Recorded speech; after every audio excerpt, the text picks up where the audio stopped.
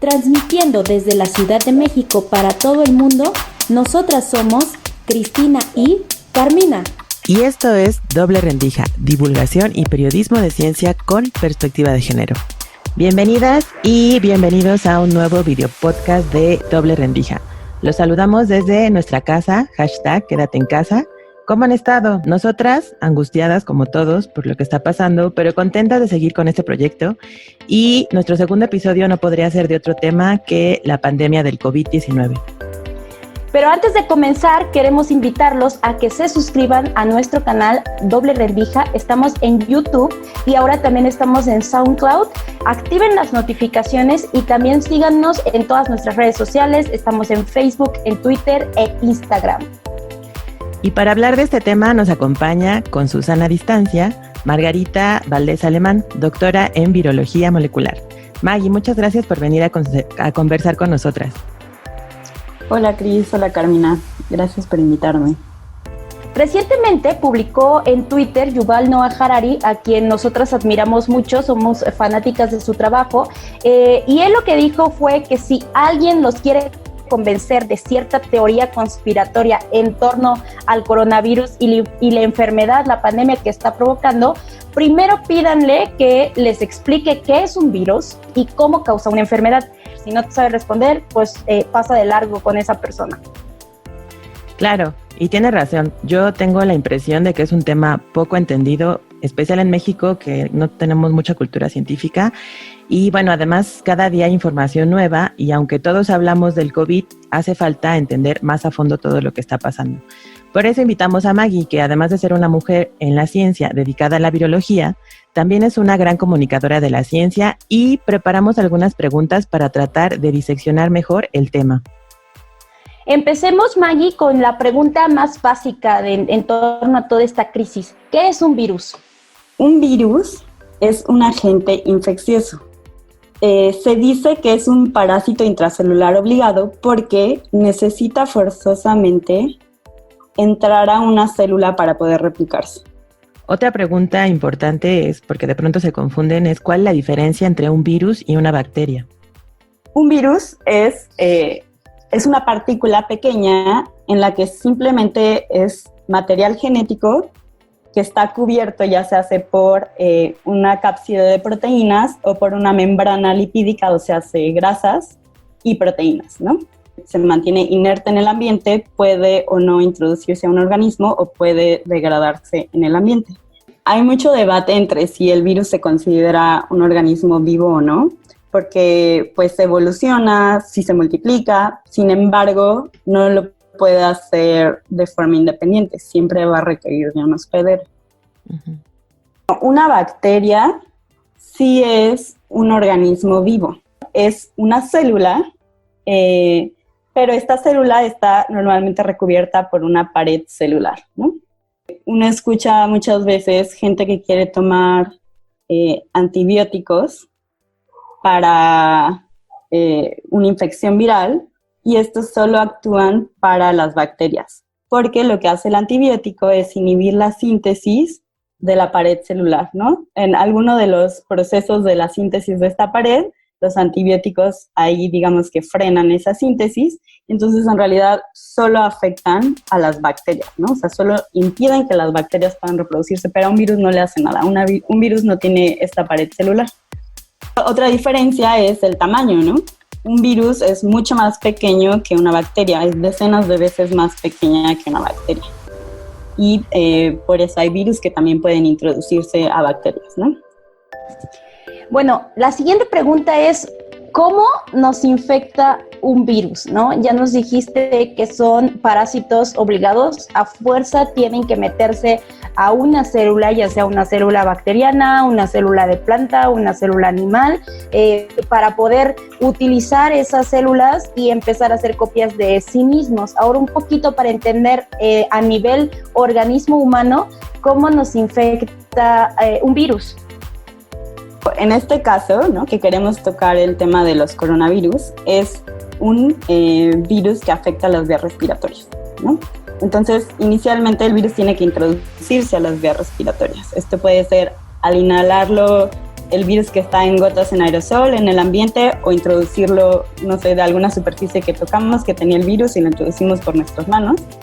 Una vez dentro de las vías aéreas, el virus lo que tiene que hacer es reconocer las células hospederas, ¿no? Entonces, el virus tiene en la superficie muchas proteínas que van a funcionar como un tipo de llave, ¿no? Entonces tienen primero que reconocer lo que sería la cerradura que va a pertenecer a esa llave, por ponerlo de manera burda, ¿no? Es obviamente más complejo.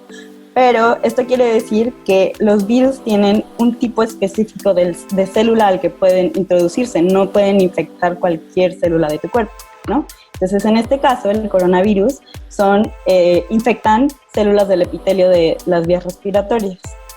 Una vez que hay este reconocimiento, existen diversos mecanismos que lo que van a hacer es acercar las membranas de la célula y del virus y se van a fusionar, ¿no? Hablando estrictamente de coronavirus, porque hay otros virus que es ligeramente distinto.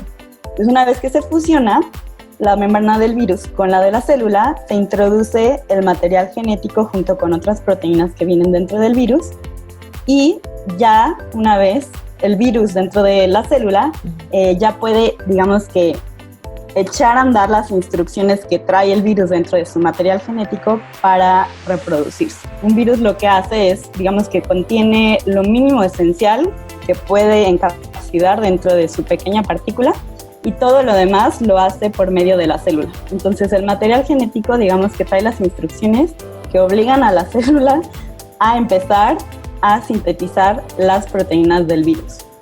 Y bueno, ya dentro de la célula lo que sucede es que se hacen múltiples copias del genoma del virus y múltiples copias de las proteínas que van a ir alrededor de la membrana del virus, además de que el virus, en este caso coronavirus, induce la producción de membranas para recubrir el genoma del virus, ¿no? Y luego ser liberados. Y una vez que se liberan, esto vuelve a empezar con otras células que están a los alrededores de esa célula que fue inicialmente infectada. La última pandemia grave que afectó a la humanidad y que incluso fue determinante durante la Primera Guerra Mundial fue la gripe española en 1918. Como el mundo estaba en guerra, no sabemos la cantidad de personas que murieron, pero los cálculos están entre los 50 y los 100 millones de personas. Y mucho tiempo antes, la viruela terminó con el 90% de la población en América. Sin embargo, una vez que se logró tener la vacuna de la viruela, no nos volvimos a acordar de ella ni de los estragos que causó.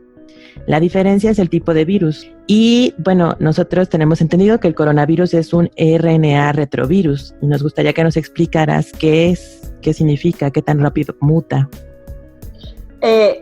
Sí es un virus de RNA, pero no es un retrovirus. Okay. Por ejemplo, un retrovirus es como el HIV. La diferencia, ambos, su material genético es RNA, como tú dices, a diferencia del nuestro, que es DNA. La diferencia es que un retrovirus, para poder replicarse dentro de la célula, digamos que hace una copia de su genoma de RNA a DNA. Ese proceso se le llama retrotranscripción, porque normalmente va al revés, de DNA a RNA, y a ese proceso se le llama transcripción. Entonces, al revés, es una retrotranscripción. Una vez que está la copia de su genoma en DNA, los retrovirus introducen ese segmento de DNA viral al nuestro, y a partir de ahí ya pueden expresar sus proteínas, ¿no? En el caso de los coronavirus, también tienen un genoma de RNA, pero digamos que la estrategia que usan para expresar el contenido de su material genético es distinto. La molécula de RNA ya es parecida a las moléculas de RNA de nuestro cuerpo. Digamos que ya está lista para iniciar la síntesis de proteínas, ¿no? Entonces, no tiene que hacer ese proceso. Ya tiene todos los marcajes que la célula necesita reconocer para llevar a cabo la traducción o la síntesis de proteínas. ¿Qué tanto es cierto que que se trata de un virus, de repente vemos notas de ya mutó y entonces es más infeccioso y ahora ya volvió a mutar. ¿Y tú qué has sabido al respecto de todo esto en torno a las posibles mutaciones del virus? Bueno, o sea, es que primero me gustaría aclarar que los virus mutan mucho más rápido que un organismo multicelular, ¿no? Por ejemplo, distintos virus, dependiendo del material genético que tienen, si es DNA o RNA, y qué polimerasa. La polimerasa es la proteína que va a duplicar el material genético del virus. Depende de qué tipo de proteína es esta, es qué tantos errores se cometen a la hora de multiplicar el genoma del virus. Entonces, entre más errores se cometan, más probabilidad hay de que el genoma mute. Los genomas de RNA tienden a mutar mucho más fácilmente que los de DNA, porque esta polimerasa, digamos que no corrige tan fácilmente si se equivoca, ¿no? A la hora de copiar el mensaje suele equivocarse bastante y no todas las polimerasas corrigen ese error, ¿no? Ahora, no todas estas mutaciones van a conferir, digamos, que un cambio significativo, y si tienen un cambio, no necesariamente este cambio va a ayudar al virus, ¿no? A veces es contraproducente, lo hace menos infeccioso. Hay mutaciones que son redundantes, es decir, que a pesar de que en el genoma, en el material genético hay cambios, no resultan en nada distinto a la hora de qué tipo de proteína se sintetiza, ¿no? La presión evolutiva es la que va a decidir qué mutaciones se van a quedar, ¿no? Qué mutaciones son efectivas. Entonces, los virus mutan constantemente. Esto es algo que como que la gente no entiende. O sea, cuando decimos un virus mutó, no es algo raro. Los virus mutan constantemente. Simplemente, ahorita este virus nuevo, pues se conocen ya múltiples cepas que han infectado humanos, ¿no? O sea, ya se puede diferenciar el virus de China con el virus de Alemania, con el virus de Italia, porque los virus van mutando. Y no necesariamente se ha visto que esto le confiera algo al virus, simplemente son mutaciones muy ligeras, que son un poco como código de barras que te indican de dónde vino este virus. Ok. Oye, Maggie, todos nos estamos preguntando cuándo va a terminar esto y qué es lo que se necesita. ¿Tú qué opinas? ¿En qué momento estamos en cuanto al desarrollo de una vacuna y el hallazgo de un tratamiento? ¿Y cuánto tendríamos más o menos que esperar? Una vacuna es para prevenir la infección, es para darte inmunidad, ¿no? Y que el virus ya no sea infeccioso en tu sistema, y un tratamiento es para casos como ahorita, ¿no? O sea, donde claramente no tenemos inmunidad, ¿no? Como población, entonces se requiere un tratamiento para todas las personas que van a llegar con síntomas graves al hospital, ¿no? Normalmente, suponiendo que este virus fuese nuevo por completo, que no lo conociéramos, pues esto podría tardar de 8 a 10 años, ¿no? ¿Por qué? Porque se tendría que primero hacer todo tipo de investigaciones en un laboratorio, ¿no? En virología básica, para entender el virus, conocer el genoma, conocer sus proteínas, cómo interactúa con la célula, y proponer después qué tipo de vacunas funcionarían o qué tipo de tratamientos funcionarían. La ventaja que tenemos ahorita es que ya conocemos otros coronavirus, ¿no? Ya había habido la epidemia del SARS y del MERS antes. Esto ocasionó que varios grupos de investigación iniciaran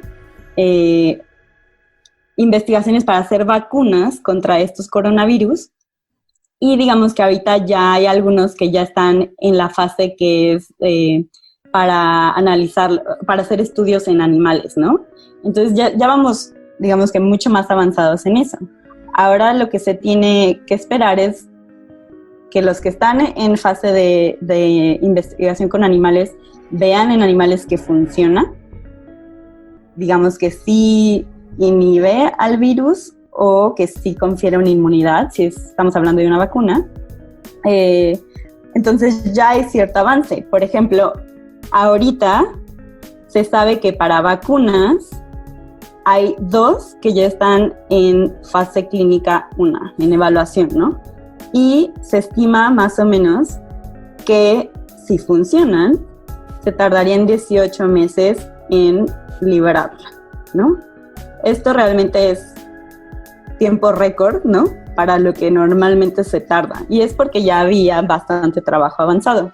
Sin embargo, la Organización Mundial tiene otros 52 candidatos que están en evaluación preclínica. En realidad hay un montón de personas o de grupos de investigación intentando hacer vacunas, pero están en diferentes fases, ¿no? de ser evaluadas.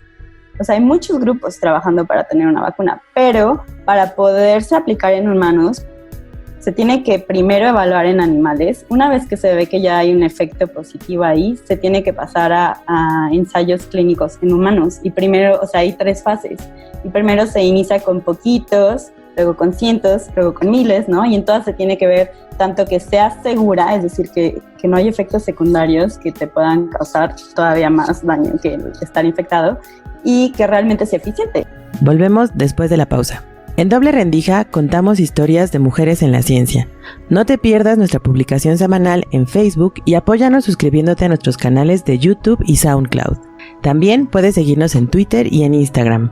Continuamos platicando con Margarita Magui Valdés Alemán, doctora en virología molecular, y estamos hablando sobre la crisis de COVID-19 y el agente que la causa, un nuevo tipo de coronavirus.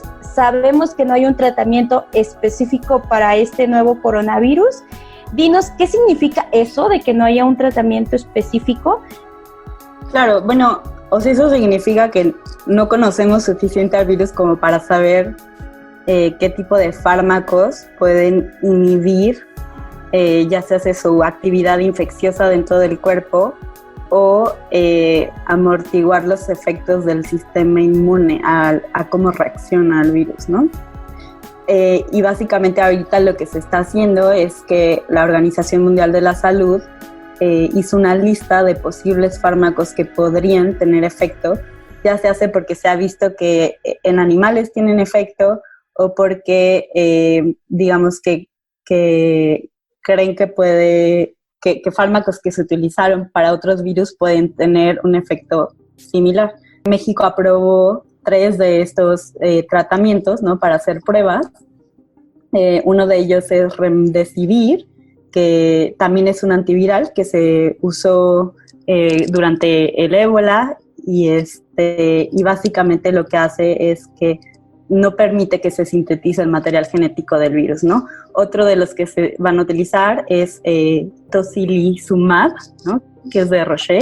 El nombre de la marca es Actemra. Y digamos que más bien actúa en lo que decíamos de cómo responde el sistema inmune ante la infección, ¿no? Porque lo que se ha visto es que los casos más graves de neumonía normalmente correlacionan con una reacción exacerbada del sistema inmune al virus, como una inflamación exacerbada. Entonces, este fármaco se cree que pueda ayudar a disminuir esto. Y no sé si han oído, porque ha estado en muchas redes sociales, la hidroxicloroquina, sí.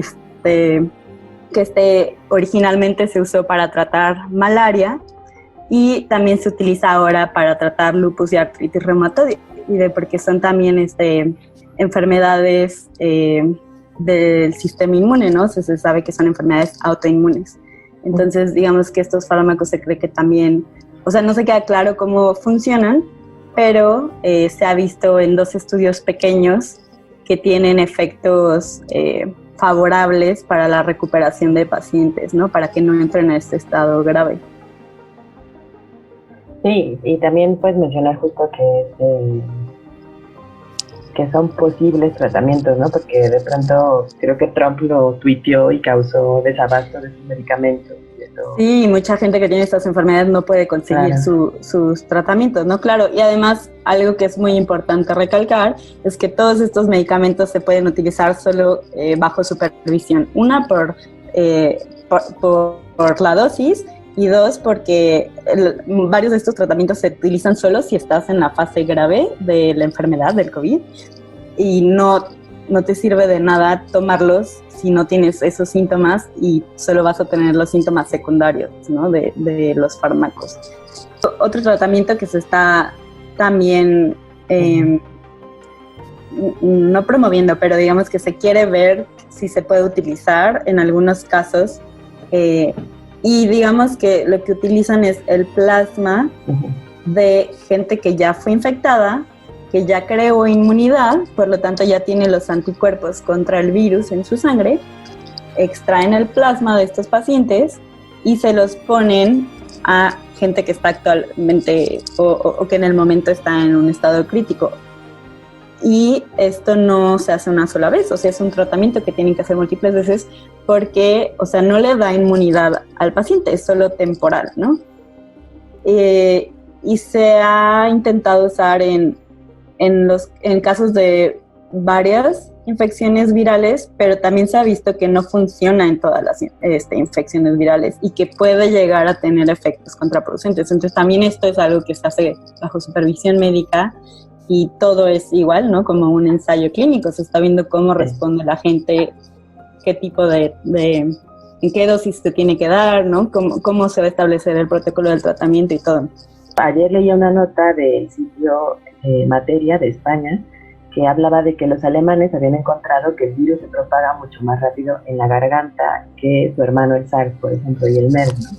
Y pues que en ese sentido el uso de las mascarillas parecía ser más importante de lo que pensábamos, no para evitar que a nosotros nos contagiemos, sino para evitar que muchos de los que somos portadores, que no sabemos que somos portadores, podríamos ser nosotras tres fácilmente, si lleváramos las mascarillas, pues entonces evitaríamos contagiar a más personas en caso de que nos fuera a salir, ¿no? A poco. Ahorita lo que asumimos es que con tener 1,5 metros de distancia es suficiente para que los aerosoles que yo pueda producir a la hora de hablar no me alcancen. Sin embargo, eso es lo que se está debatiendo ahorita. Realmente, o sea, se está viendo que incluso podrían alcanzar 6, 8 metros, ¿no? Entonces, por eso el uso de cubrebocas. Y como tú dices, en realidad un cubrebocas no te va a proteger porque los hoyitos de las fibras de la tela siguen siendo mucho más grandes que el tamaño de un virus, ¿no? O de los aerosoles. Sin embargo, si yo estoy enferma, ¿no? Y yo salgo, sirve que yo traiga el cubrebocas para que al menos parcialmente se retengan todos esos aerosoles. Entonces, lo que se asume es que como hay tantos casos asintomáticos, el hecho de que todos se pongan la mascarilla, pues ayudaría a que muchas de esas personas asintomáticas que están saliendo a la calle, pues mínimo estén reteniendo estos aerosoles y no los estén esparciendo a las personas y a los lugares en donde están entrando en contacto. Obviamente no hay nada mejor que quedarse en casa, pero vaya, estas son medidas para la gente que no puede quedarse en casa, ¿no? O para cuando tienes que ir al súper. Entonces, se está promoviendo ya en Estados Unidos que se utilicen los cubrebocas, pero algo que, digamos, con lo que se tiene que tener mucho cuidado es que lo que no se quiere recurrir otra vez es al desabasto, ¿no? Y que la gente de los hospitales que realmente las necesitan no tengan. Entonces, ahorita lo que están promoviendo es que utilices mascarillas caseras, o algún tipo de bandana, o algo que, digamos, que tú no estés comprando estos materiales que necesitan los médicos y las enfermeras. Todas estas recomendaciones e información que nos das, Maggie, nos lleva a la siguiente pregunta, que es sobre aplanar la curva de contagio, ¿no? Se ha hablado mucho al respecto, pero creo que no queda muy claro, es algo también complejo. ¿Nos podrías explicar qué significa curva de contagio y aplanarla y qué consecuencias tendrá a futuro?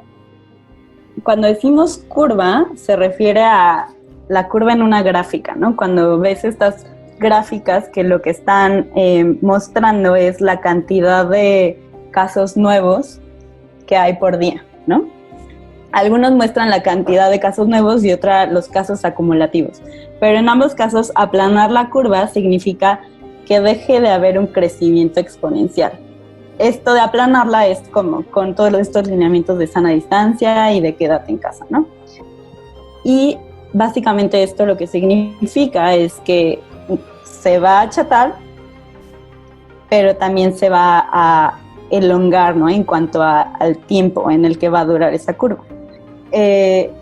Ahora, ¿por qué queremos aplanar la curva? Lo que sucedería si no hacemos nada es que, digamos que la transmisión del virus se va a dar rápidamente en cuestión de meses o semanas, pero como sabemos, este virus tiene, aunque no muy alta, una tasa de mortalidad, ¿no? Pero lo que vamos a ver es que todos esos casos se van a concentrar en un tiempo muy corto y los casos que son graves se van a dar todos en un tiempo muy corto. Y nuestros sistemas de salud no pueden contender con eso, ni los de México ni los de ningún país, ¿no? Entonces, por eso la única solución es aplanar la curva para que todos esos casos se vayan distribuyendo a lo largo del tiempo y todos esos casos que van a requerir algún tipo de hospitalización, digamos que tengan el espacio para ser atendidos. Obviamente esto lo que significa es que se va a elongar el tiempo en el que vamos a ver esta oleada de infección, esta primera oleada. Pero nos permite tiempo, ¿no?, para ver cómo progresan los tratamientos y nos permite que todas las personas que tengan casos graves puedan ser atendidos. China y otros países occidentales están saliendo de la crisis con días sin tener contagiados. Se dice que es por la inmunidad de rebaño. ¿Nos podrías explicar qué significa? Inmunidad de rebaño es algo parecido a la inmunidad colectiva. Y básicamente esto lo que significa es que hay un número suficiente de personas en una región que están protegidas contra la infección. Ya se hace porque se vacunaron, ¿no?, a cierta infección, o porque ya fueron infectadas y crearon la inmunidad a la infección. Entonces, digamos que se piensa que terminando esta oleada de infección va a haber un grupo de personas que ya va a ser inmune a la infección. Sin embargo, para que exista realmente una protección, una inmunidad comunitaria, este número debe de haber un mínimo de personas inmunes. Entonces, en realidad, todavía no se sabe cómo va a funcionar esta inmunidad y si va a funcionar. Nos acercamos hacia el final de este video podcast y queremos regresar un poco al tema de estas teorías de conspiración, ¿no? Que nos dan pie justo para abordar desde la perspectiva científica, pues crisis como las que estamos viviendo. ¿Por qué no podemos decir que se trata de una conspiración por parte de las farmacéuticas? Porque esto básicamente asumiría que es la liberación de un virus creado, ¿no?